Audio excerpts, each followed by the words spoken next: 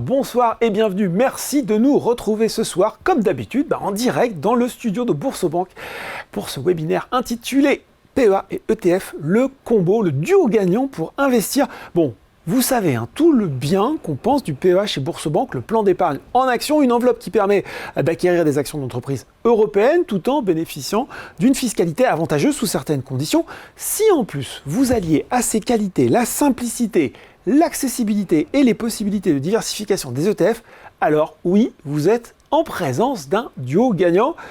Encore faut-il au préalable bien comprendre comment fonctionne l'un et l'autre, et c'est précisément ce qu'on va faire ce soir avec iShares, la marque d'ETF de BlackRock, partenaire de Boursorama. Alors pour tout vous expliquer sur le sujet, répondre à vos questions, vous en avez posé énormément au moment de l'inscription, ils sont avec moi ce soir sur le plateau. Charlotte Grosso, responsable commerciale France et Monaco chez BlackRock. Bonsoir Charlotte. Bonsoir Laurent. Et à ses côtés, Thomas Baudry, chef de produits bourse chez Boursorama. Bonsoir Thomas.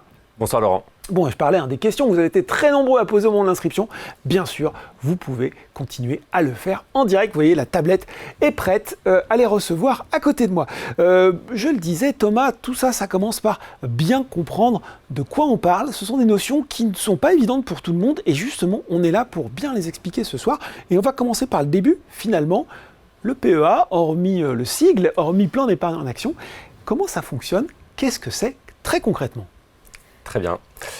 Très concrètement, le PEA, effectivement, c'est un compte ou bien une enveloppe d'investissement. C'est-à-dire, en fait, vous allez ouvrir un PEA qui va être un réceptacle, on va dire, pour vos placements. C'est pas un produit financier. Non, c'est pas un produit financier. On n'achète pas un PEA. Voilà. On ouvre un PEA. Donc, c'est un compte qui ensuite va permettre d'investir derrière. Donc, on vous a mis un petit schéma à l'écran qu'on va tenter d'expliquer le plus clairement possible. Donc, tout le monde a un compte courant dans lequel il va loger des euros qui ne fructifient pas puisque sur un compte courant, ils ne sont pas rémunérés en France. Vous pouvez, en parallèle de cela, donc pour démarrer en bourse, ouvrir un PEA qui est donc une enveloppe d'investissement qui se compose de deux sous-comptes. Donc un compte dit espèces dans lequel que vous allez pouvoir alimenter en euros, donc avec des versements depuis votre compte courant, donc de vos revenus, de vos salaires, de votre épargne que vous avez déjà, et un compte titre qui va permettre d'héberger, on va dire, les titres que vous allez acheter avec ces euros que vous détenez. D'accord. Donc, le fonctionnement est assez simple dans la mesure où vous ouvrez ce PEA, vous avez ensuite ces deux poches, vous alimentez en euros jusqu'à 150 000 euros de versement. Donc, on peut mettre jusqu'à 150 000 euros de versement en euros et ensuite, vous achetez donc des titres qui sont éligibles dits au PEA, Donc ce sont des actions européennes, donc françaises et européennes, des OPCVM, donc des organismes de placement collectif qui eux-mêmes investissent dans des valeurs européennes, ou bien des ETF, donc on va le voir plus tard, mais donc des ETF qui sont des produits qui permettent de répliquer un indice et toujours, encore une fois, dans cet univers européen. Oui. On rappelle peut-être vous alliez le dire Thomas, sur qu'est-ce qu'on appelle l'Europe au sens du PEA. C'est pas forcément la zone euro ou l'Union européenne. C'est vrai que quand on parle d'Europe, on peut penser à la zone euro, l'Union européenne. Mais là, c'est vraiment... Donc, ce qui est éligible au PEA, ce sont les valeurs qui ont, donc pour les actions, qui ont leur siège social dans un pays de l'Union européenne. Ou de l'espace économique européen. Exactement. Donc, en fait, ça peut très bien être des entreprises qui sont une activité norvégienne, ou alors même qui ont des activités, on va dire, essentiellement aux États-Unis ou ailleurs, mais à partir du moment où elles ont leur siège social dans l'espace économique européen, ces actions deviennent éligibles au PEA. Donc, ce qu'il faut avoir en tête, c'est que on alimente ce compte espèces jusqu'à 150 000 euros. Et ensuite, l'avantage principal par rapport à un compte titre ordinaire qui on va dire, l'enveloppe commune pour investir sans aucune, on va dire, règle spécifique, c'est que tant que vous restez dans l'univers du PEA, donc tant que vous ne sortez pas, vous ne retirez pas d'argent vers votre compte courant, vous n'êtes pas fiscalisé. Donc là, c'est le premier avantage, c'est qu'indépendamment de l'avantage fiscal qu'on verra un peu plus tard, c'est que donc, vous pouvez faire des achats, reventes, vous pouvez toucher aussi les dividendes. Tant que vous restez dans l'univers du PEA, il n'y a pas ce qu'on appelle le frottement fiscal. C'est-à-dire que quand vous êtes en phase de constitution de patrimoine, vous n'allez pas avoir de fiscalité à chaque fois. Parce que pour aller très, très rapidement, dans un compte titre, quand vous allez toucher un dividende, vous serez fiscalisé l'année de perception de ce dividende. Donc vous allez payer des impôts tout de suite.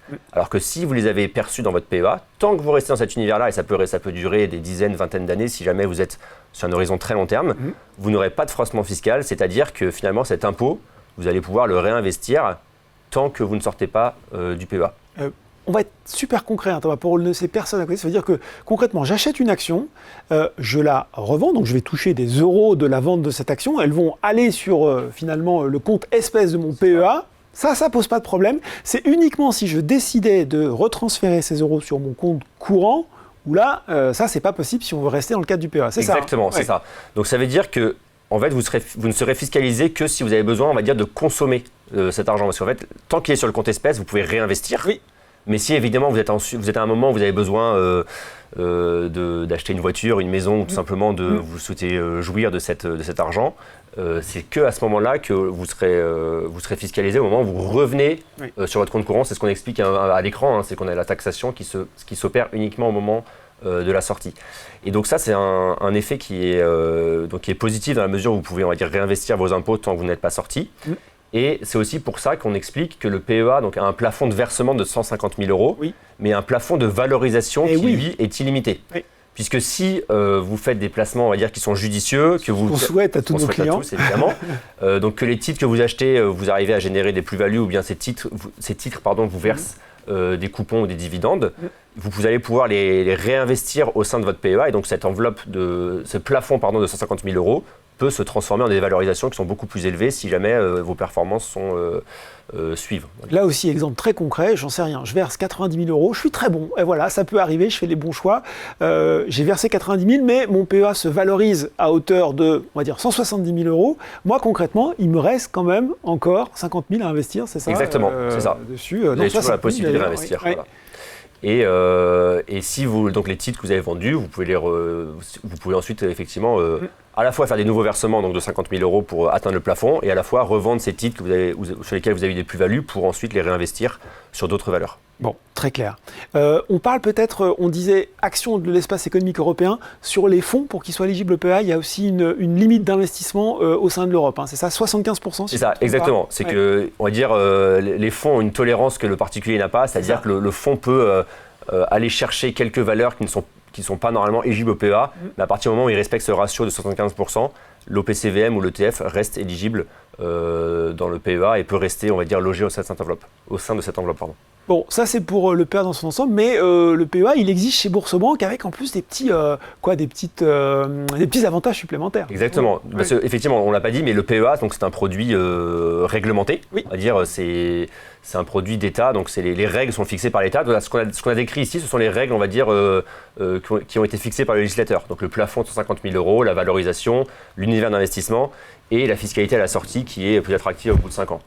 Chez Boursobank, ce qu'on peut trouver comme avantage intéressant pour ceux qui souhaitent débuter ou pour les épargnants, c'est que, premièrement, on n'a aucun frais dit de garde sur ce PEA, ce qui n'est pas forcément le cas chez les établissements plus traditionnels qui appliquent des frais de garde. Donc, concrètement, qu'est-ce que sont des frais de garde? Ce sont on va dire, c'est un pourcentage de votre position qui va être ponctionné tous les ans sous forme de frais. Donc ça veut dire que c'est on va dire, c'est de la performance négative certaine, hein, comme on aime appeler parfois les frais. Chez Boursobank, il n'y a aucun frais de garde, c'est-à-dire que si vous ouvrez un PEA pour tester, vous versez uniquement par exemple 10 euros, 1000 euros en espèces et vous ne souhaitez pas, on va dire, investir tout de suite parce que vous avez besoin un petit peu de temps pour passer cette marche, vous n'aurez aucun frais qui ne sera appliqué. Donc ça c'est le premier avantage, c'est qu'on n'a pas de droit de garde. Et le deuxième avantage, c'est que donc, vous avez une gestion 100% en ligne sur votre mobile ou bien sur votre ordinateur. Et on a donc en plus, on l'a dit, hein, en plus on va dire du cadre légal qui permet d'acheter des actions européennes, des ETF, des OPCVM. Chez Boursobank, vous avez une option profilée qui vous permet donc de confier tout ou partie de votre PEA à un gérant. Oui. On a le plan d'épargne dont on va parler, qui est une offre récente qui vous permet donc d'investir automatiquement des sommes d'argent sur des produits, donc des fonds d'ETF, on y reviendra tout à l'heure.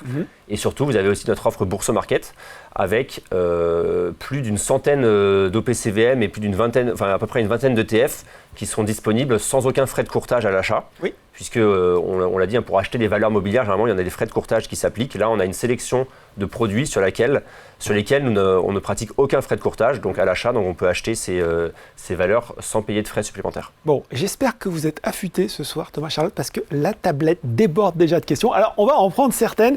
On va faire le match, justement. Ça va être intéressant de comparer le PEA, le compte titre et l'assurance vie. Mais Biscabule nous demande, peut-on inclure le PEA dans une assurance vie? Il veut faire des matrioshkas avec les enveloppes. Alors non, effectivement, on y reviendra juste après, mais il faut bien avoir en tête cette distinction, et ça c'est vrai que pour quelqu'un qui souhaite débuter et pour lequel c'est un peu compliqué, il faut avoir vraiment cette distinction entre les enveloppes d'investissement, oui. Donc le PEA, l'assurance vie, le plan d'épargne retraite, le compte titre, tout ça, ce sont des enveloppes d'investissement, donc ce sont juste on va reprendre ce terme, une enveloppe dans laquelle vous allez loger des titres, donc des valeurs financières, donc des ETF, des OPCVM, des actions et parfois dans certains cas d'autres types de valeurs comme du fonds en euros, etc. Donc il faut vraiment avoir cette distinction, c'est que vous ouvrez un compte qui va vous permettre ensuite de faire l'acquisition de certains titres. Et donc c'est cette distinction qu'on peut avoir du mal à comprendre lorsqu'on est habitué par exemple au livret d'épargne ou bien au compte courant, c'est qu'on a les livrets d'épargne et les comptes courants sont on va dire des comptes dans lesquels on n'a que des euros, on n'a pas de titres. Là on a des enveloppes qui permettent de faire l'acquisition de titres. Bon, et on ne met pas une enveloppe dans une enveloppe, mais on vous montrera justement ce que Thomas a fait le match entre ces différents produits pour voir les intérêts, peut-être les complémentarités. Mais je veux prendre encore quelques questions. Celle d'Alex, très intéressante. Peut-on détenir plusieurs PEA dans plusieurs banques? Alors, très bonne question. Et effectivement, la réponse est simple, elle est non. C'est non. Voilà, on a un PEA par personne avec la possibilité d'ouvrir un PEA PME, si on le souhaite, en complément, qui lui est dédié plutôt aux valeurs de type ce qu'on appelle small et mid cap, donc les plus petites entreprises avec des plus petites capitalisations boursières. Bon. Sinon, c'est un PEA par personne. Un PEA par personne, hein. Attention à cette règle-là. Nathan nous dit, mais il ne vient pas de dire que le plafond de valorisation est illimité. Alors, on revient peut-être sur la notion de plafond de valorisation et de versement. Je ne l'ai peut-être pas bien expliqué dans mon exemple. Alors, effectivement, revenons-y. Donc, le plafond de versement, c'est ce que vous pouvez verser en euros sur votre PEA. Donc, effectivement, là, le plafond, il est à 150 000 euros. C'est-à-dire, une fois que vous aurez versé jusqu'à 150 000 euros sur votre PEA, là, vous serez bloqué. Vous ne pourrez plus verser d'euros qui viendraient de votre compte courant. Et par contre, le plafond de valorisation est illimité parce que si, avec ces 150 000 euros, vous avez acheté des titres qui ont fait des plus-values et que vous les avez revendus, là, la valorisation de votre PEA va gonfler. Ou bien, même si vous avez acheté pour 150 000 euros de titres, par exemple, la même valeur et que cette action, par exemple, verse des dividendes, là, ces dividendes vont rester dans votre PEA et dans ces cas-là, votre valorisation va gonfler. Oui. C'est pour ça que la valorisation est illimitée, puisque avec 150 000 euros, suivant votre performance, vous pouvez aller jusqu'à plusieurs millions d'euros, on vous le souhaite, de valorisation sur votre PEA. Deux questions qui sont un petit peu complémentaires. Est-ce que si nous sortons de l'argent du PEA, c'est une question de Martin, vers le compte courant à un instant T, à T+1, pouvons-nous reverser de l'argent sur le PEA depuis le compte courant ? Et je vous pose la deuxième qui est un petit peu liée.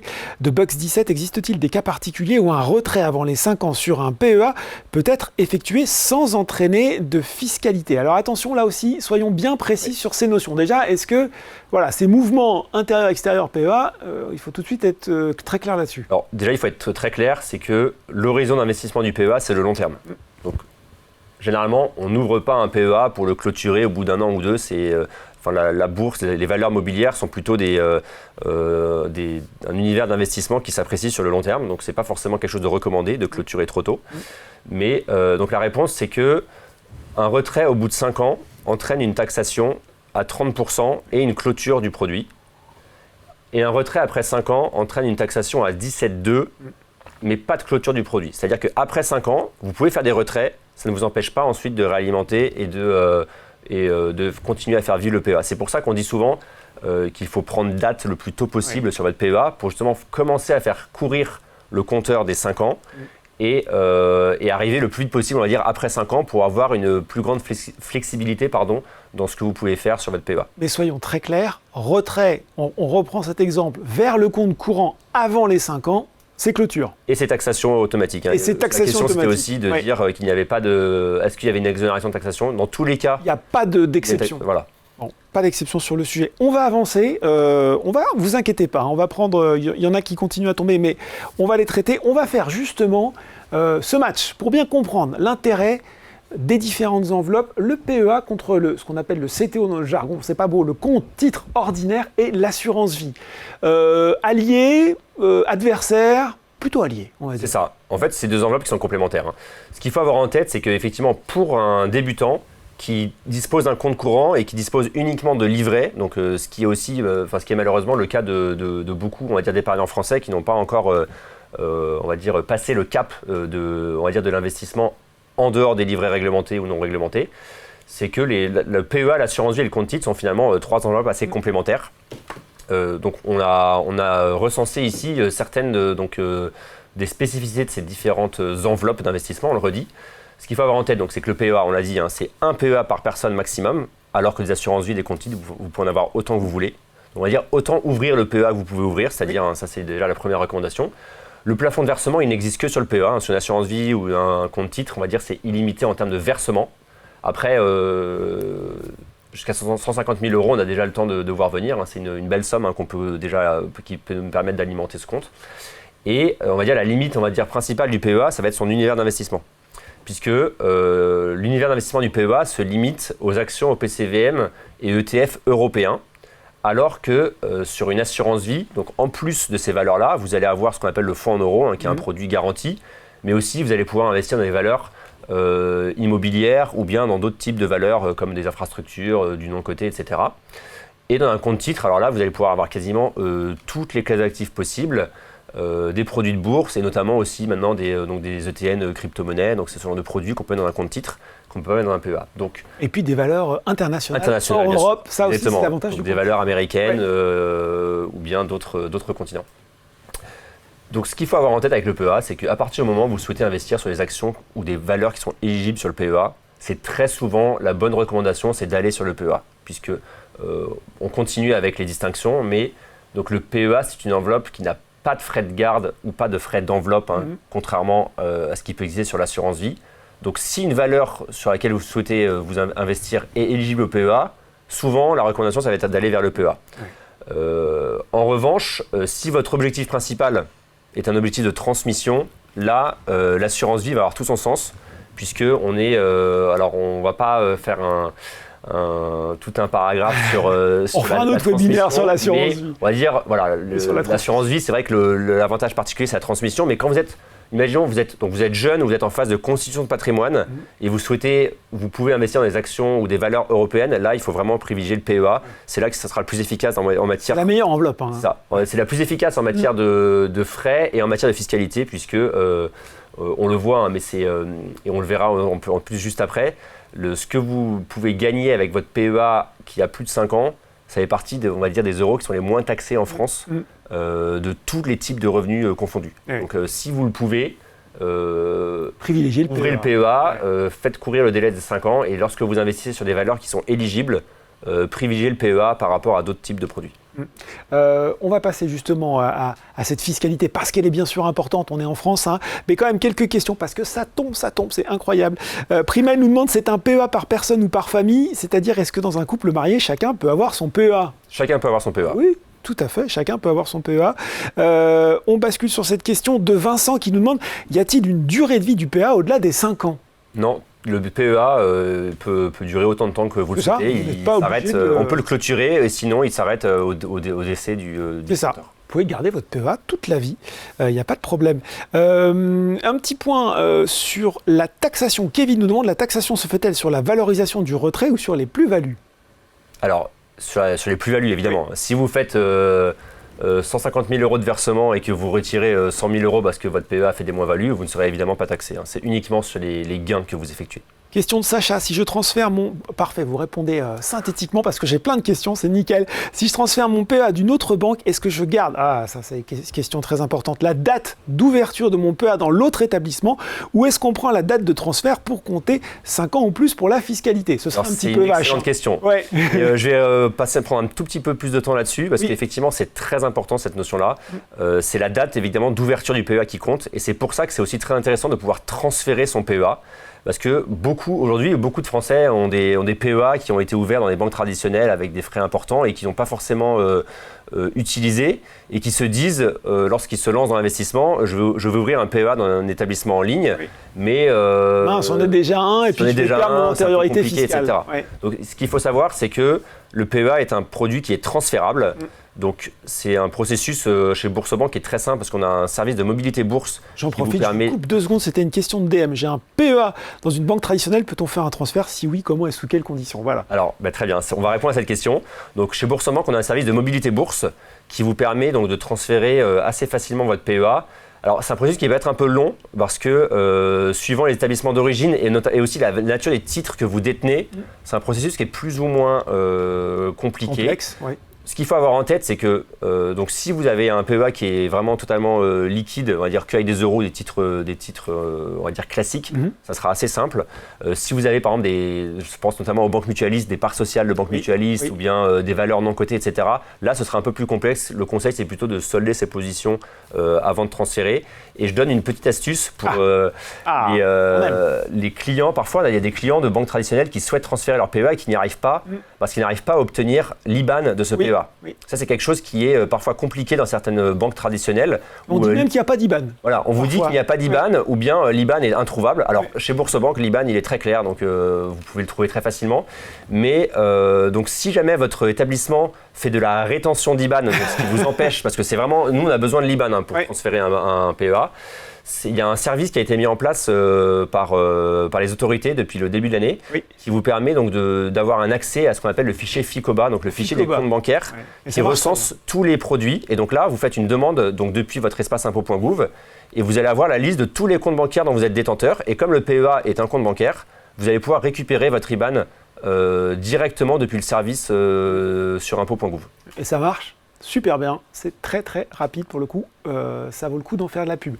On va reprendre le fil de notre webinaire et on le disait, point important parce que ça détermine beaucoup de choses en France, la fiscalité des revenus au sens large et on va voir que justement là-dessus le PEA, c'est pas mal, c'est plus que pas mal même. Exactement, on va pas faire un cours de fiscalité parce que c'est encore une fois pareil, on pourrait y passer tout le webinaire, mais il faut avoir en tête c'est qu'en France, donc hormis les livrets réglementés, donc hormis le livret A, le LDDS et le LEP, le livret d'épargne populaire, qui sont des produits qui ne subissent aucune taxation. Donc ça, on va dire, c'est le seul argent que vous pouvez gagner légalement sans être taxé. Donc c'est livrets réglementés et également donc les premiers revenus du travail que vous percevez donc dans la première tranche à 0%. Les revenus du PEA sont ceux qui sont les moins taxés de France. Parce qu'après 5 ans, vous subissez uniquement ce qu'on appelle les prélèvements sociaux de 17,2%. Ouais. Dans des revenus fonciers, vous allez être au minimum à 17,2%, ça peut aller jusqu'à 62% suivant votre taux marginal d'imposition. Les revenus du travail sont taxés jusqu'à 45%, voire plus, suivant votre situation. Et les revenus issus de l'assurance vie, donc vous avez une taxation à 17,2 mais qui est limitée à un certain nombre de retraits par an, etc. Donc il y a ces 17,2 qui s'appliquent mais qui sont, on va dire, qui sont conditionnels, qui ne sont pas inconditionnels. Et le compte titre ordinaire, vous avez ce qu'on appelle la flat tax, donc le PFU, le prélèvement forfaitaire unique, qui est de 30% à tout moment. Donc que le compte titre est un jour, un mois, un an ou 10, c'est 30%. Donc vraiment le PEA au-delà de 5 ans, c'est la source de les revenus issus du PEA au-delà de 5 ans sont vraiment la source de revenus la moins taxée en France. Vous avez vu comme il nous le vend bien et puis il le vend encore mieux. Vous avez même fait un petit exemple comparé, là un match un petit peu plus resserré sur la fiscalité entre PEA et compte titre. Oui, en fait je trouve que c'est toujours bien d'avoir cet exemple parce qu'on a du mal à appréhender un petit peu ces chiffres, ces 17,2, ces 30%, le frottement fiscal, etc.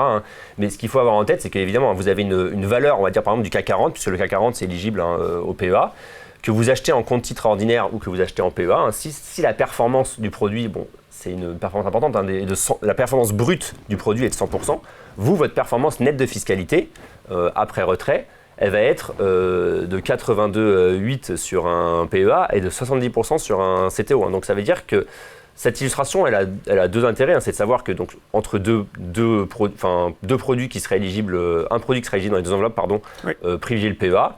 Et aussi avoir en tête que si vous souhaitez investir dans des valeurs qui ne sont pas éligibles au PEA, il faut avoir en tête que pour votre performance nette d'imposition, il va falloir que vous surperformiez une valeur qui pourrait être éligible au PEA.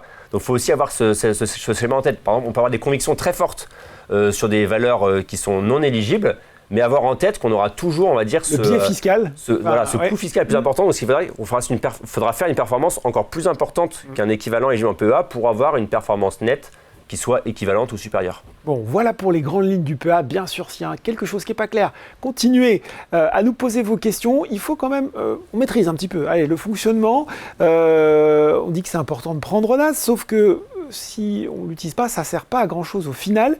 Le mieux, c'est de prendre de bonnes habitudes d'investissement. Alors justement, on a pensé à ça côté Boursorama puisqu'on a lancé le plan d'épargne. Il va falloir nous expliquer comment ça fonctionne. D'ailleurs, c'était une question de Laura qui est tombée, qui nous dit comment investir tous les mois dans les ETF. Est-ce qu'il faut acheter des ETF tous les mois ou est-ce qu'on peut remettre de l'espèce sur l'ETF qu'on a acheté? C'est vrai qu'on aurait envie d'une solution un peu plus simple telle que celle-là.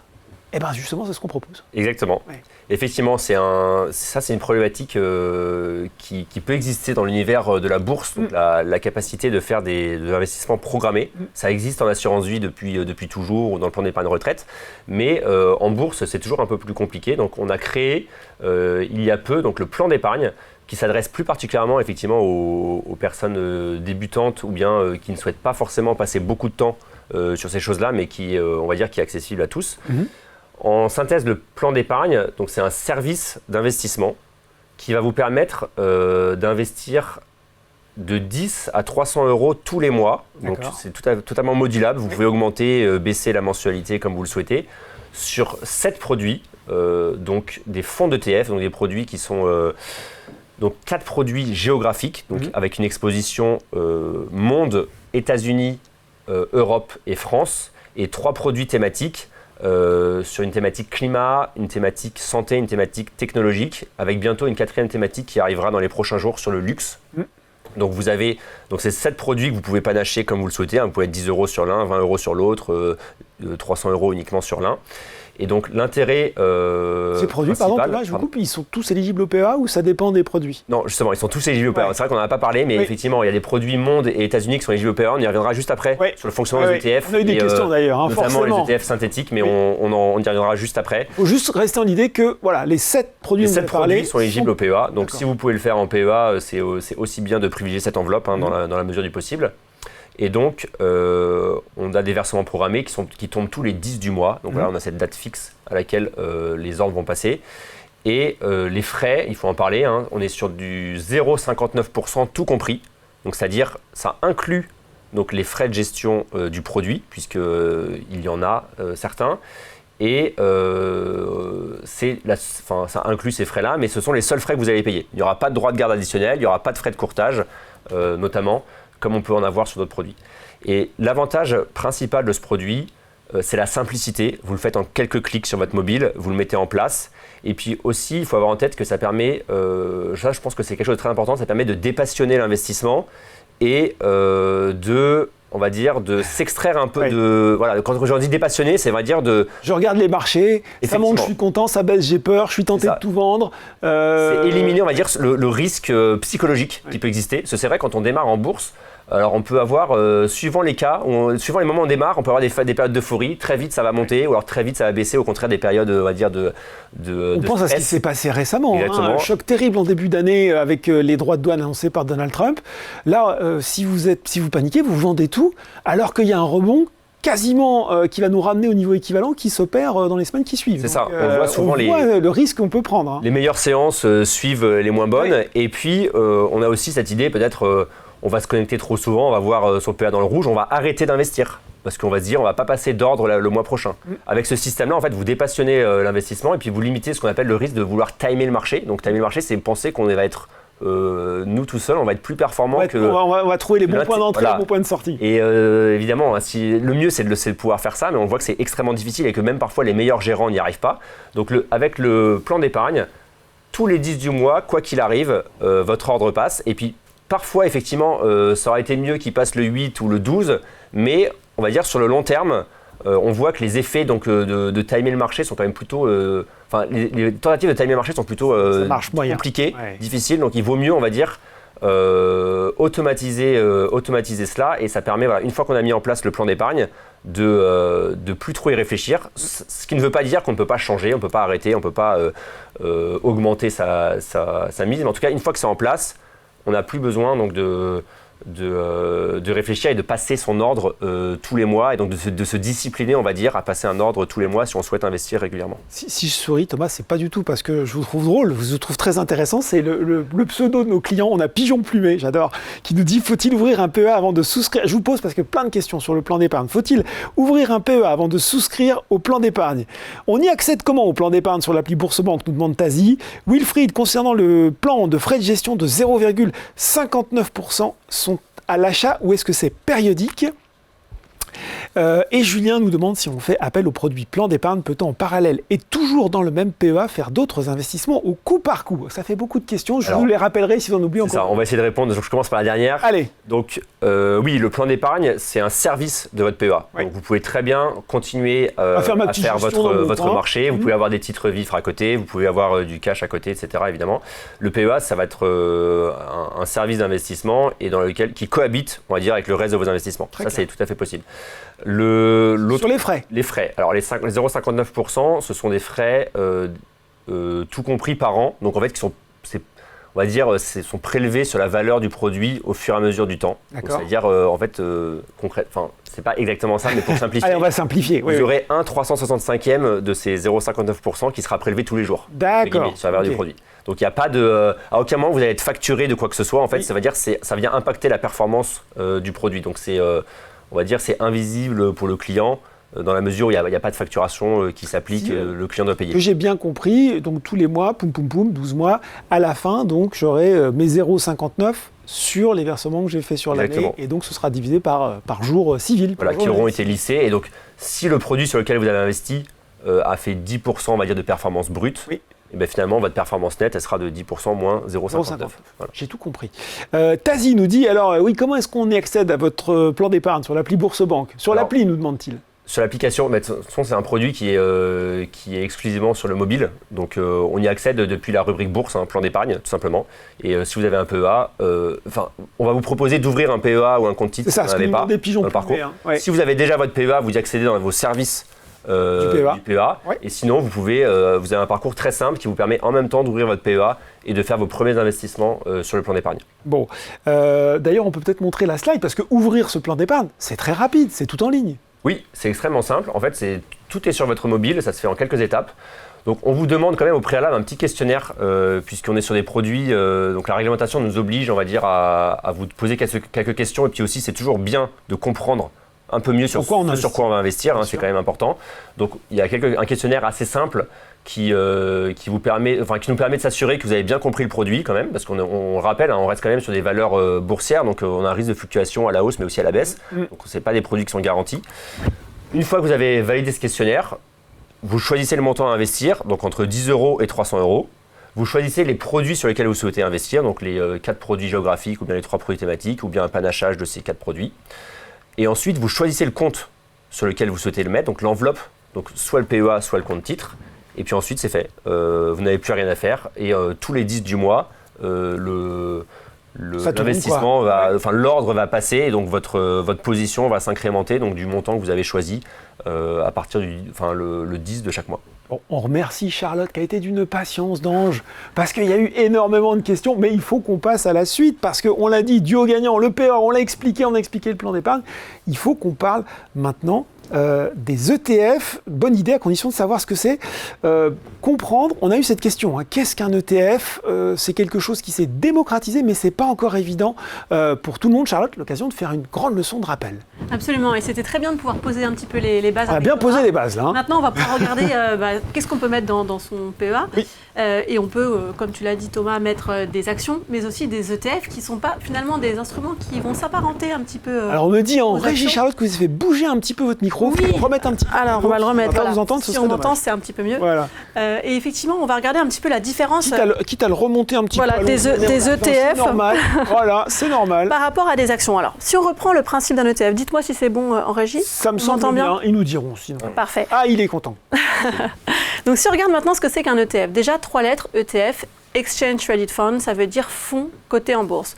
Donc on est, pour ceux qui connaissent les OPCVM, sur quelque chose qui est assez similaire, un fonds. Un fonds, ça va détenir un certain nombre de titres, ça peut être des actions, ça peut être des obligations. Par définition, c'est quelque chose qui est assez diversifié.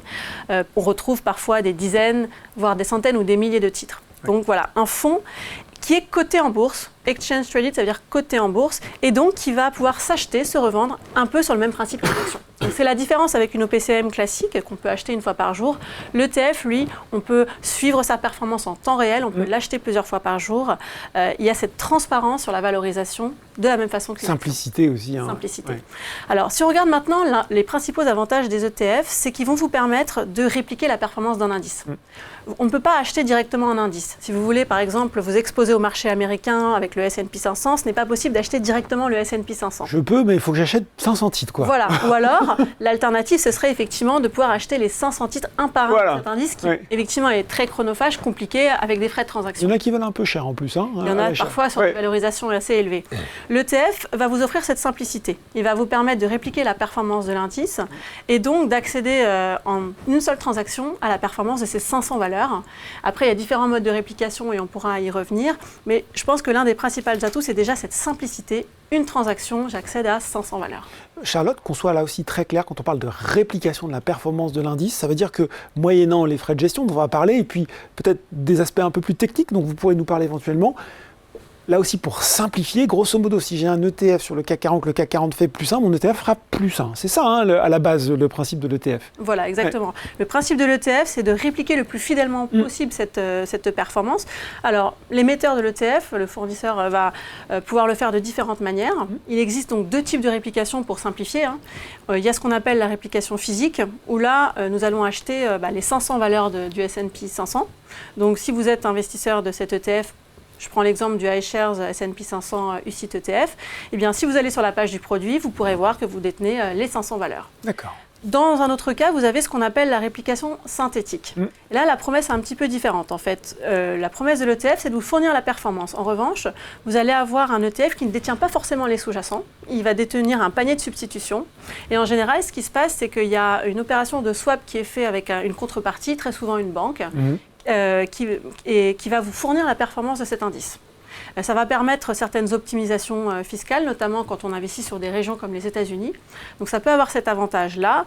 Après, bien sûr, ça peut poser question à certains investisseurs qui vont voir leur ETF et qui se disent tiens, c'est étonnant, j'ai acheté un ETF synthétique américain, pourtant je vois des valeurs européennes.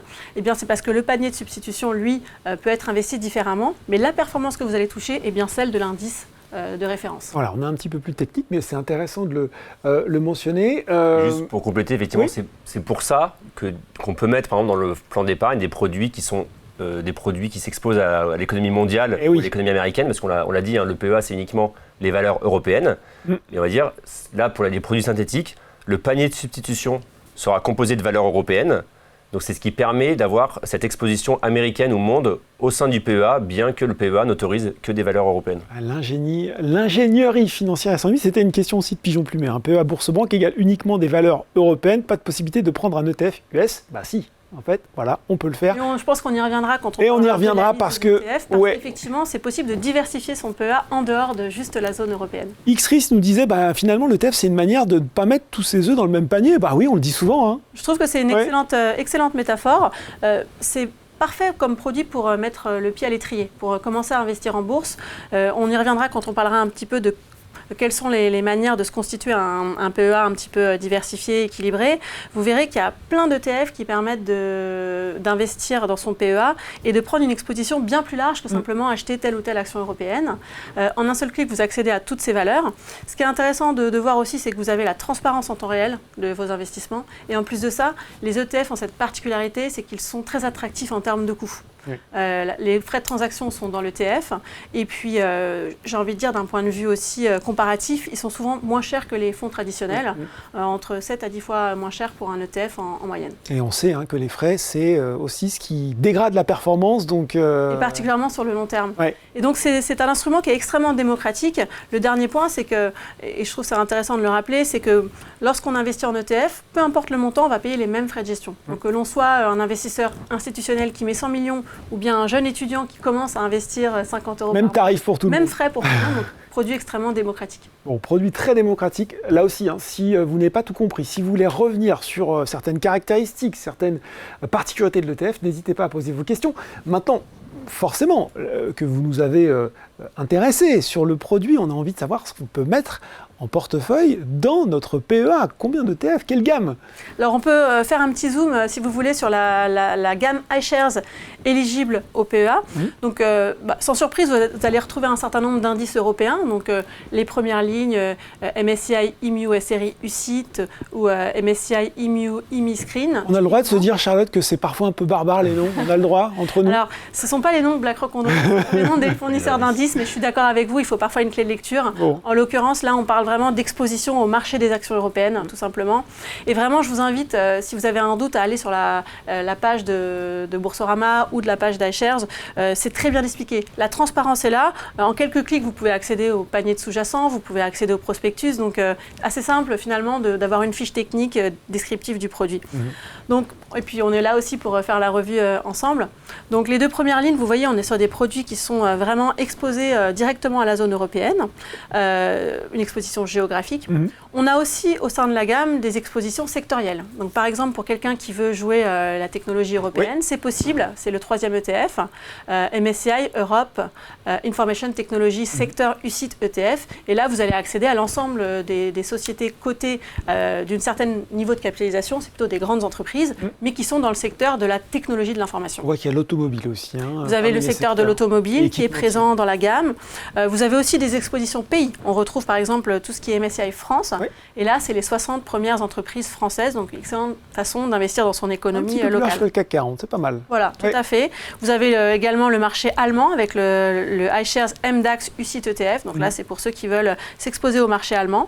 Et on retrouve également un certain nombre d'ETF sur ce qui est l'Eurostoxx. Donc c'est un autre indice européen. Et j'attire votre attention sur le Select Dividend. Donc iShares Eurostoxx Select Dividend 30. UCITS ETF, qui là va jouer les valeurs au sein de l'univers européen qui auront les meilleurs niveaux de dividendes. Ça tombe très bien, je vais retrouver la question, il y en a tellement.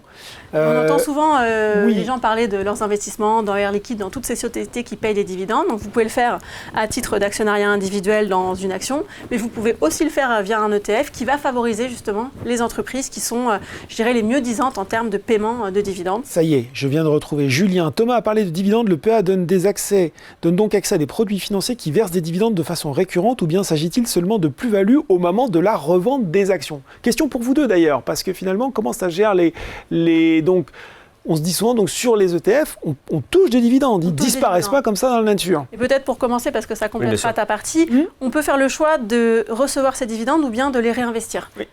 Dans les ETF, il y a différents types de parts.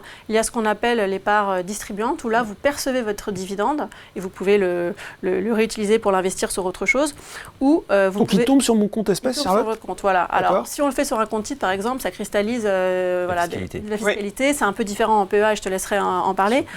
Mais effectivement, on peut aussi opter pour une option qui est la capitalisation. Et là, on a un ETF qui réinvestit le dividende automatiquement. J'ai rien à faire. Pas à s'en soucier. D'accord. Et le petit truc, c'est qu'on le reconnaît dans le nom. Alors certes, ça rajoute un truc, mais le HAC, c'est accumulatif, accumulant, je ne sais pas comment on dit, mais ça veut dire qu'ils sont... capitalisants en français. Voilà. Et DIST, comme distribuante, qui distribue le dividende en dehors de l'ETF. Justement, alors sur le dividende au sein du PEA, Thomas. Alors, c'est très simple. Le dividende reste dans le compte espèce, donc on n'a pas de fiscalité à ce moment-là. Donc le dividende vient alimenter le compte espèce du PEA et c'est l'une des méthodes qui permet, on va dire, de dépasser le plafond si jamais votre cumul de dividendes reste dans le compte espèce. C'est très clair. Je suis en train de balayer les questions, c'est normal. Est-ce qu'on a fait le tour sur la gamme, Charlotte? Alors on a fait un premier balayage de la gamme pour se concentrer sur ce qui était un peu plus traditionnel, c'est-à-dire les valeurs européennes. Je pense que c'est intéressant de parler aussi un peu de l'innovation qu'il y a eu ces dernières années sur le PEA, puisqu'aujourd'hui vous avez un certain nombre de fournisseurs d'ETF, dont BlackRock, qui vous permet en fait de diversifier en dehors de la zone européenne. Alors on l'a expliqué, c'est la réplication synthétique qui permet de pouvoir accéder à cette option-là. C'est très intéressant parce que ça permet d'aller capturer la dynamique d'autres marchés en dehors de l'Europe, notamment aux États-Unis, où l'on a vu que la dynamique des marchés sur ces 20 dernières années avait été très forte.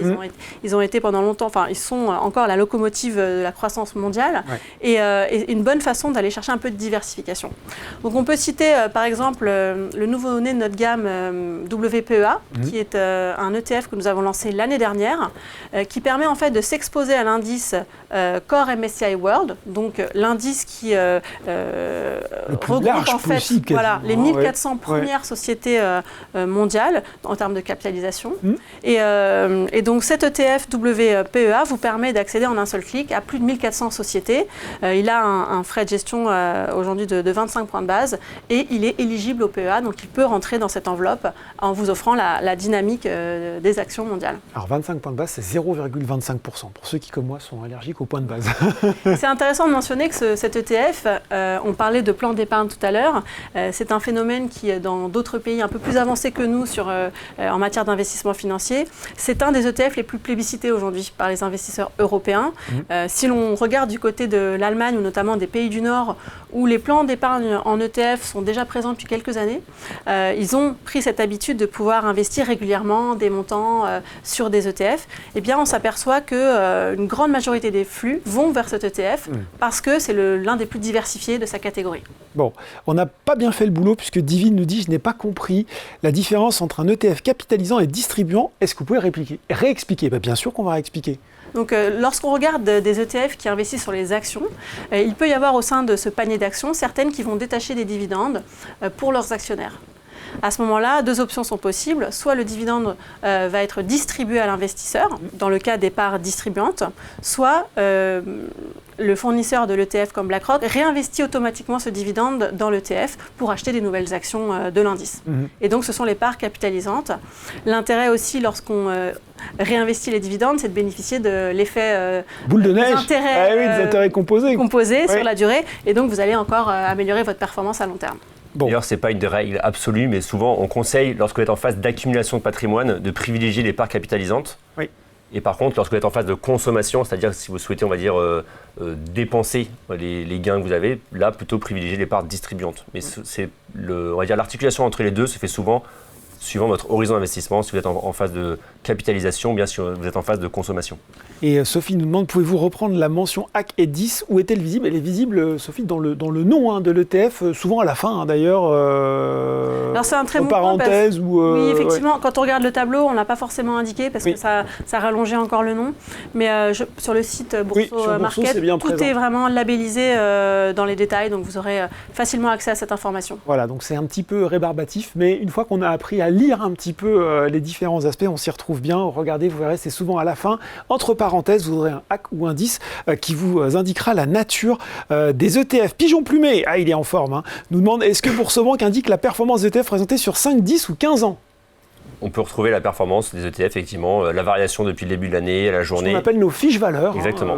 Voilà. Alors, sur 15 ans, il faut que le produit ait au moins 15 ans, évidemment. Sur un produit, par exemple, comme WPEA, il a eu 1 an en avril, donc vous avez la performance depuis le mois d'avril dernier, évidemment. Mais sur les produits anciens, vous avez la performance, l'historique que vous pouvez retrouver. Et un petit truc, que tout le monde ne connaît pas, si vous êtes sur le site Boursorama, quand vous passez sur la vue graphique en plein écran, votre graphique peut aller jusqu'à 20 ans au lieu de 10 ans. Donc pareil, ça vous permet de voir une évolution, pour peu bien sûr que le produit existe depuis 20 ans, sur le plus long terme. C'est une petite particularité en plus à savoir. Allez-y, Charlotte. Vous parliez du site internet, c'est vrai qu'il y a pas mal de fonctionnalités intéressantes pour quelqu'un qui commence à investir en ETF, en PEA. Et je voulais juste le mentionner parce que c'est un outil qui est assez pratique. Vous avez un onglet qui vous permet de cliquer sur PEA et d'accéder automatiquement à l'ensemble des ETF PEA. Donc ça permet peut-être de présélectionner sans trop de difficulté la liste des ETF PEables, notamment celui qu'on vient d'exposer, le MSCI World, qui est, je dois le dire, l'un des plus gros succès de Select de tous les temps, puisqu'effectivement c'est un produit que BlackRock a voulu lancer exclusivement pour la France pour répondre à cette demande locale très intéressante au niveau de la fiscalité. Et c'est un ETF qui fait aujourd'hui 600 millions alors qu'il a été lancé à peine l'année dernière. Donc ça montre un petit peu l'engouement des Français sur ce type d'ETF. Il est accessible sur des niveaux assez faibles, donc ce qui permet également de le rendre très facile d'accès. La taille on peut aussi en parler, la capitalisation d'ETF, c'est aussi un élément intéressant parce que ça peut être un élément de réassurance pour l'investisseur, de garantir qu'il y a une certaine liquidité, que le produit peut s'acheter, revendre. Ne vous inquiétez pas, il y a plein de questions qui continuent à tomber. Je poursuis ce que disait Charlotte parce que c'est intéressant. Olivier nous demandait au début de la présentation, mais j'avais gardé votre question, Olivier, où est-il possible de trouver la liste de tous les ETF éligibles au PEA? Qu'est-ce qu'on peut conseiller? Tout simplement d'aller peut-être dans la rubrique ETF, ETN sur le portail, et puis on a des sélecteurs qui permettent, en cochant PEA, de sélectionner tout ce qui va correspondre. Ça vous va comme réponse? C'est parfait, voilà. Exactement. Donc vous allez sur le portail Boursorama, ou sur votre espace client, dans la rubrique ETF, ETN, et là vous avez un sélecteur qui vous permet, en cochant différentes cases, mais ça va même beaucoup plus loin, puisque vous pouvez avoir les zones géographiques, etc., mais vous pourrez voir d'un clic tous les ETF qui sont éligibles au PEA. Et parfois c'est trompeur, on n'a pas mentionné un dernier ETF, c'est Diversified Commodity Swap de iShares. Le nom ne l'indique pas forcément, mais c'est un ETF qui est PEable lui aussi. Donc on retrouve la notion de swap qui indique que c'est une réplication synthétique et on retrouve le terme commodity qui veut dire en fait matière première. Et je pense que cet ETF il est aussi intéressant à considérer puisqu'il vous permet de loger des matières premières dans votre PEA et pour le coup on est vraiment sur quelque chose de très diversifiant. Vous allez pouvoir accéder à un panier d'une vingtaine de matières premières, que ce soit énergétiques comme du gaz ou du pétrole, mais aussi des matériaux, même de l'or. Il y a une partie aujourd'hui très importante de l'or avec la revalorisation de ces derniers mois. Et donc voilà, ça peut être un moyen aussi d'apporter une petite touche de diversification. Comme quoi, on a réussi quand même à pousser les murs du PEA pour y loger pas mal de choses. C'est une transition toute trouvée, Charlotte, puisque Laura nous demandait est-ce qu'il y a un intérêt à avoir 3 ou 4 ETF différents? Et on a poursuivi l'exercice avec vous de se dire finalement, est-ce que je ne pourrais pas me construire un petit portefeuille ETF au sein de mon PEA et comme ça d'avoir une allocation d'actifs 100% ETF finalement? Absolument. Alors, je prends juste un petit peu de recul pour rappeler quelques chiffres. C'est vrai que les ETF, c'est un des produits qui a une des plus fortes croissances en Europe. Et on se retrouve avec de nouveaux investisseurs, pas forcément aguerris sur les techniques d'investissement. Et c'est important de reposer les bases. Aujourd'hui, si vous regardez les chiffres de l'AMF, on est sur une croissance relativement exceptionnelle des ETF pour la France. C'est plus 435 000 investisseurs sur le premier trimestre de 2025. C'est une année record. Et parmi ces investisseurs, vous avez plus de 100 000 investisseurs, ce sont des primo-investisseurs, c'est-à-dire qu'ils n'étaient pas là l'année dernière. Donc je pense que la pédagogie est de rigueur et il faut un petit peu distinguer ceux qui sont déjà des investisseurs aguerris de ceux qui font leur premier pas. Il peut y avoir des étapes à mettre en place pour investir en ETF. Une base de l'investissement en ETF, c'est peut-être de se constituer ce qu'on appelle un cœur de portefeuille, c'est-à-dire d'aller chercher quelque chose de très diversifié, de manière à pouvoir commencer à tester un petit peu les investissements à travers des versements réguliers, à travers une mise de départ. Et c'est pour ça qu'on rappelle que le MSCI World est l'un des ETF les plus diversifiés. Et c'est la raison pour laquelle il est l'un des plus plébiscités en Europe par les investisseurs individuels. Pour se mettre le pied à l'étrier, On met le pied à l'étrier, on crée un cœur de portefeuille et ça peut être une très bonne première étape. J'ai quelques statistiques à partager là-dessus. C'est une des stratégies qui a quand même bien fonctionné sur les 20 dernières années, qui peut être une excellente manière de se constituer un capital, par exemple, pour gérer un projet à plus ou moins long terme. Et vous avez des investisseurs qui investissent, par exemple, à la naissance d'un enfant, qui mettent une somme d'argent. Si vous regardez du côté de l'Allemagne, il y a des statistiques qui montrent que si vous avez investi sur les dernières années 1 000 € de mise de départ et qu'ensuite vous avez mis 250 € tous les mois, eh bien, au bout de 20 ans, en investissant sur cette iShares MSCI World, vous pouvez arriver à 100 000 €. Donc on voit que c'est quelque chose qui permet de bien capitaliser à long terme, de mettre un premier pas à l'étrier et de commencer à se constituer un capital. Pour ceux qui ensuite veulent passer un petit peu à l'étape suivante, ah oui, forcément, la deuxième, si ça se passe bien, on a envie d'approfondir. Vous avez la possibilité donc d'aller renforcer un petit peu vos convictions. Par exemple, depuis le début d'année, il y a une vraie appétence des investisseurs sur l'Europe. Eh bien, étant donné que le MSCI World, c'est quand même 70% des US, ça peut être intéressant de compléter avec des ETF investis en Europe pour un petit peu se surexposer à l'Europe, par exemple. Vous pouvez ensuite aller chercher des thématiques qui vous intéressent.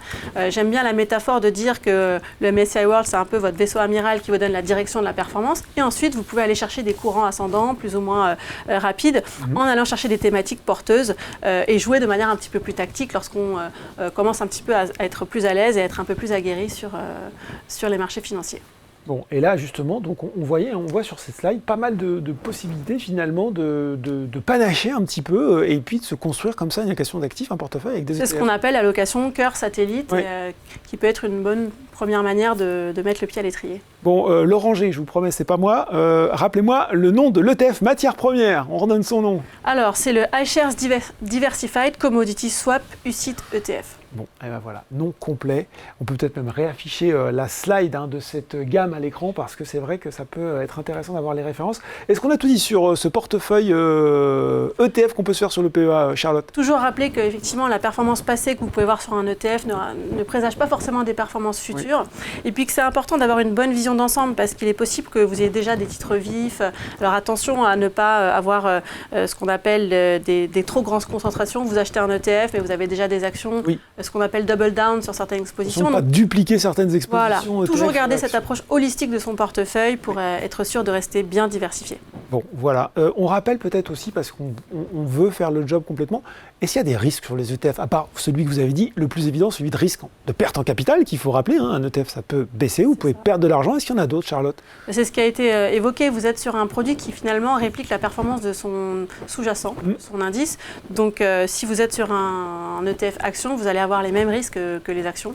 Donc ça, c'est le premier point qu'il faut garder absolument en tête quand on commence à investir. Ce n'est pas un produit garanti. Ouais. Et ce qui est intéressant, c'est que vous avez dit qu'il y a des ETF actions, parce qu'il y a aussi des ETF obligataires. Effectivement. Une bonne façon aussi de panacher un portefeuille diversifié, c'est de pouvoir combiner les deux. En revanche, quand on regarde le PEA, c'est plus difficile de trouver ce type d'exposition au format PEA. C'est plutôt quelque chose qu'on va retrouver dans le compte titre. Voilà, exactement. On peut utiliser dans le compte titre.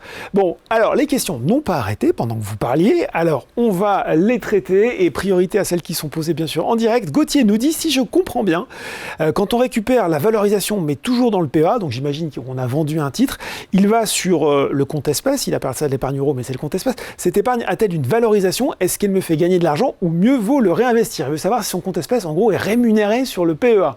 C'est une très bonne question. Dans le compte espèce donc, est en euros et n'est pas rémunéré. Donc vos liquidités dans le PEA ne sont pas rémunérées. Donc si vous souhaitez les faire fructifier, il faut les réinvestir au sein de votre PEA.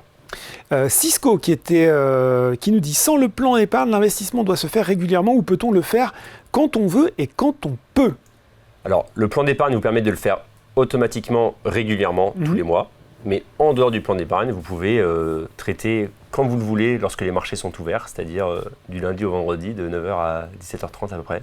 Voire jusqu'à 22h pour certaines valeurs chez BoursoBank. C'est quand on veut, mais c'est vrai que pour ceux qui regardent peut-être 100% ETF, avec Charlotte notamment, on encourage les gens à essayer de se mettre dans cette discipline de versement régulier. Oui, c'est vrai que le plan d'épargne permet de l'automatiser, mais c'est vrai que la logique d'investir régulièrement, donc avec une fréquence qu'on détermine en fonction de ses capacités et puis aussi de ses souhaits, toutes les semaines, tous les mois, tous les 2 mois, tous les 3 mois. Mais avoir cette régularité dans l'investissement permet on l'a dit, permet de lisser les points d'entrée, de réduire les risques et puis un petit peu aussi de dépassionner l'investissement, de ne pas se dire je vais acheter plutôt demain ou plutôt j'aurais dû acheter hier.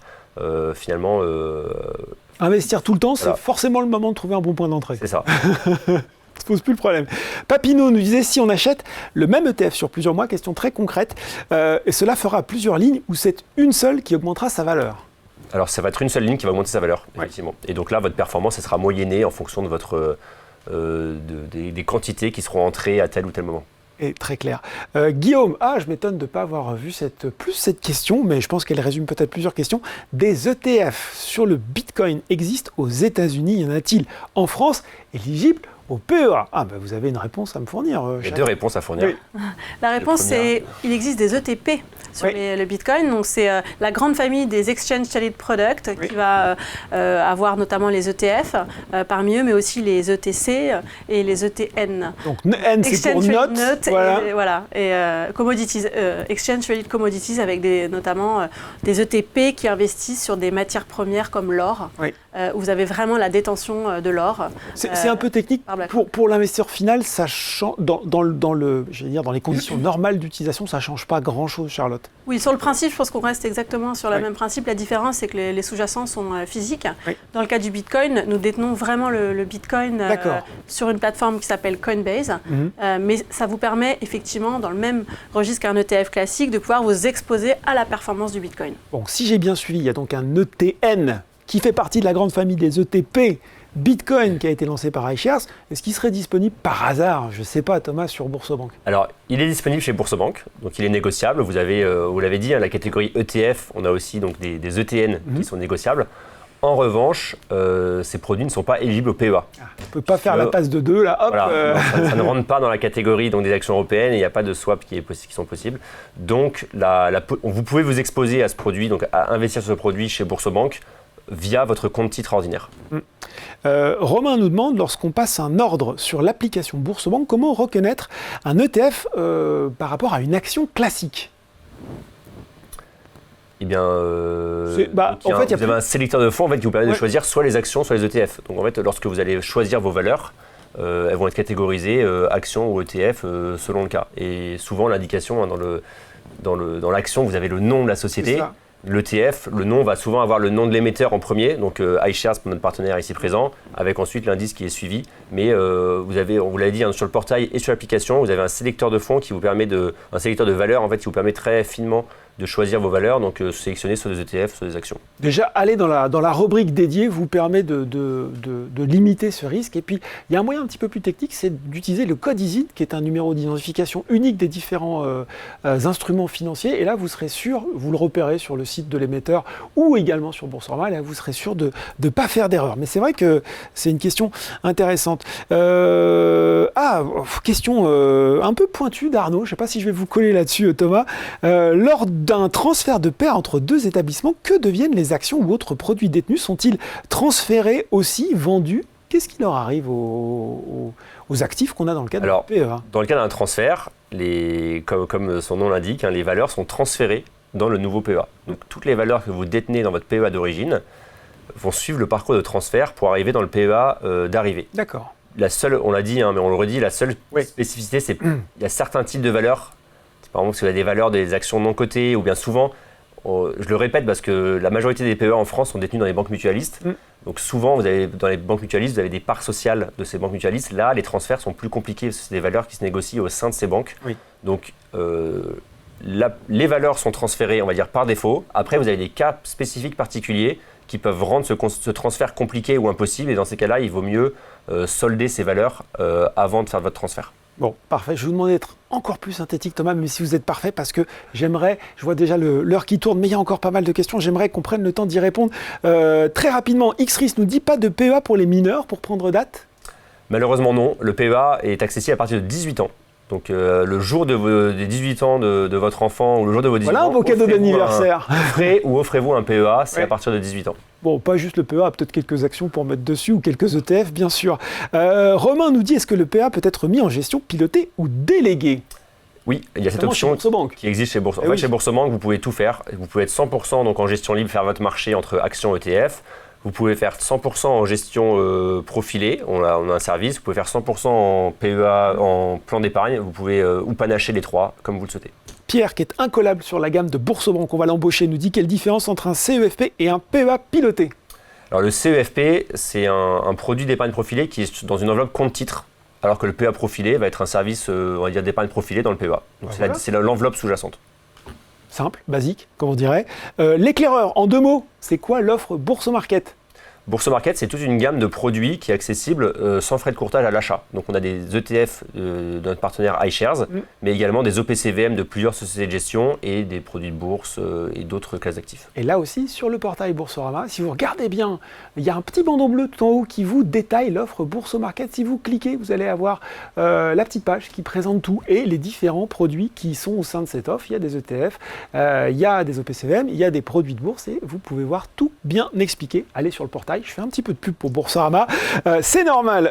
Hugo nous dit, si je retire avant les 5 ans, cela clôture mon PEA. Si 3 ans après la clôture, je souhaite en rouvrir un nouveau, est-ce possible ? On peut en ouvrir un le jour même de la clôture ou le lendemain. C'est tout. Donc je clôture, je en jour. Exactement. C'est un PEA par personne, mais vous l'ouvrez quand vous le souhaitez. Pat nous demande, y a-t-il toujours le plafond de versement de 150 000 € après les 5 ans ? Oui. Oui, le plafond ça change pas. Naga nous disait, j'ai ouvert une assurance vie Bourso avec divers ETF. Pour pouvoir en acheter-vendre, il me faut donc un PEA, sinon je reste bloqué. Alors comment on fait de l'achat-vente d'ETF sur assurance vie ? Alors, il n'y a pas du tout de blocage. On le redit, ce sont 2 enveloppes d'investissement différentes. Donc, avec votre assurance vie, vous pouvez acheter et vendre donc, des ETF également, puisqu'il y en a dans l'assurance vie. Mais vous pouvez tout à fait ouvrir un PEA en parallèle et négocier sur des ETF sur votre PEA. DM, on n'en a pas parlé. Vous avez des tas de questions ce soir, c'est génial, moi j'adore. DM nous dit, j'imagine que l'on ne peut pas acquérir des ETF avec un PEA PME. Allez, rapide présentation, très rapide du PEA PME. Et le PEA PME, la réponse est non, il n'y a pas d'ETF éligible. Déjà. On peut acheter, en fait le PEA PME, c'est on va dire, le petit frère du PEA qui permet d'investir dans des actions d'entreprises européennes, mais avec une limite de capitalisation. De taille moyenne, on va dire. De taille moyenne. Et donc, il n'y a aucun aujourd'hui émetteur d'ETF qui propose des produits sur cette univers enveloppe. d'investissement. Ouais. Donc en PEA PME, vous allez pouvoir acheter des actions, donc des petites et moyennes capitalisations, ou bien les OPCVM qui investissent eux-mêmes dans des petites et moyennes capitalisations européennes. Et sur Boursorama, on peut même faire du crowdfunding immobilier. On peut même faire du crowdfunding immobilier, on peut même faire du private equity, donc c'est-à-dire investir dans des fonds qui investissent dans des sociétés qui ne sont même pas cotées encore. Julien nous dit, je dézoome pour revenir sur le PEA en lui-même. Après 5 ans, si l'on veut retirer une partie des fonds présents sur le compte espèce, est-ce que cela entraîne une fermeture du PEA ? Pas de fermeture après 5 ans. Après 5 ans, c'est tranquille, on peut continuer. On a passé la zone. Julien, alors, question un peu technique. Le panier d'actions d'un ETF est-il fixe ou peut-il faire l'objet d'arbitrage stratégique afin de mieux faire que les cours moyens ? Oh, elle est intéressante cette question. Un ETF matière première, par exemple, peut-il évoluer en fonction des tendances ? Alors, on va peut-être mettre de côté dans un premier temps les matières premières, Charlotte, mais est-ce que le panier d'actions qui compose un ETF peut évoluer ? C'est une excellente question. Que quand vous achetez un ETF, est-ce qu'il va évoluer au cours du temps ? On sait que c'est des produits qu'on achète pour le long terme. La durée recommandée, c'est généralement sur des actions de 5 à 7 ans. Oui. Durant cette période, effectivement, l'ETF va rebalancer.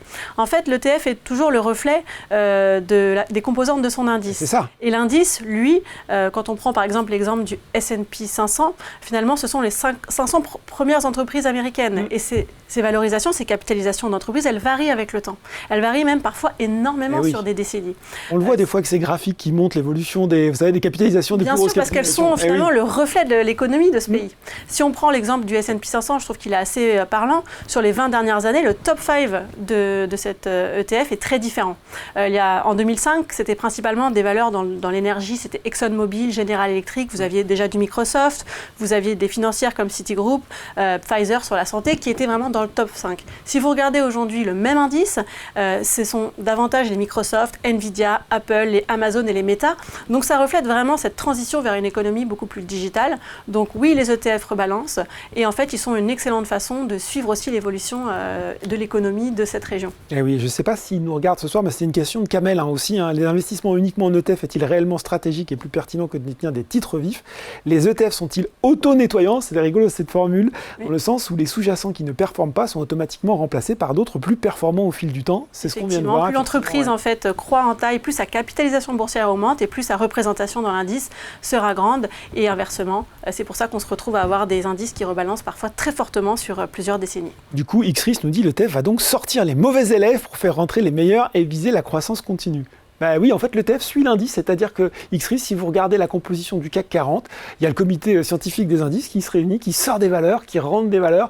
Dernier exemple en date, là, pas au niveau européen, Rheinmetall, qui va faire son entrée dans l'Eurostoxx 50 très bientôt, et qui va faire sortir Kering. Eh bien, les ETF qui répliquent l'Eurostoxx 50 vont suivre cette évolution de l'indice. Donc ça, effectivement, vous pouvez, quand vous voyez l'indice évoluer, votre ETF va évoluer de là. Et c'est vrai que c'est important de le rappeler, c'est pas nous qui choisissons quelle valeur sort. Ce sont bien effectivement les fournisseurs d'indices dont c'est le travail de faire ces calculs et nous de répliquer ensuite ces voilà, c'est pas BlackRock qui dit tiens, moi je rentrerai bien cette valeur, elle est sympa. Romain, question posée au moment de l'inscription, mais on n'en a pas beaucoup parlé. Quels sont les types d'ordres sur un PEA ça c'est un peu pour vous Thomas, quels sont les avantages et les inconvénients de chacun? Est-il possible de répliquer les ordres d'un autre trader, par exemple acheter l'action X lorsqu'il achète l'action X? Alors, on a fait un webinaire dédié au type d'ordre. Peut-être qu'on peut inviter Romain à le regarder, parce que je pense qu'on a tout bien traité. Exactement. Dans le cadre général, la plupart des ordres fonctionnent également au PEA. On a fait un webinaire dédié donc, sur le passage d'ordre. Donc j'invite à aller le visionner puisqu'il est disponible sur la plateforme Bourso. Est-ce que ce dont nous parle Romain, c'est ce qu'on appelle le copy trading, c'est-à-dire s'inspirer éventuellement des trades d'un autre investisseur? Ce n'est pas disponible sur BoursoBank, ce n'est pas un service qu'on propose.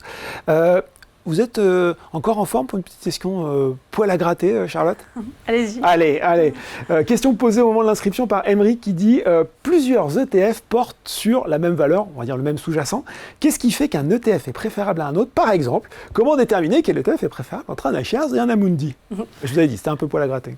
Alors effectivement, vous avez différents émetteurs d'ETF qui peuvent proposer des ETF sur les mêmes expositions. Et même au sein de la gamme iShares, vous avez des ETF.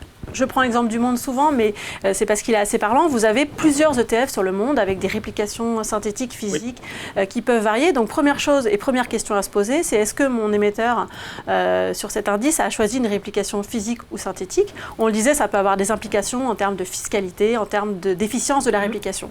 Et puis ensuite, vous pouvez regarder d'autres paramètres de l'ETF, pas forcément ceux qu'on croit, dans le sens où les frais de gestion ne sont pas forcément le meilleur indicateur à regarder. Ils peuvent varier d'un émetteur à l'autre, mais ce qui je pense est le plus pertinent comme mesure de comparaison, c'est vraiment la capacité de cet ETF à bien répliquer la performance de son indice. C'est ce qu'on appelle la trading difference, c'est-à-dire à quel point l'ETF va varier par rapport à la performance de l'indice. Et vous pouvez être parfois surpris de voir que certains ETF font un petit peu mieux que leur indice.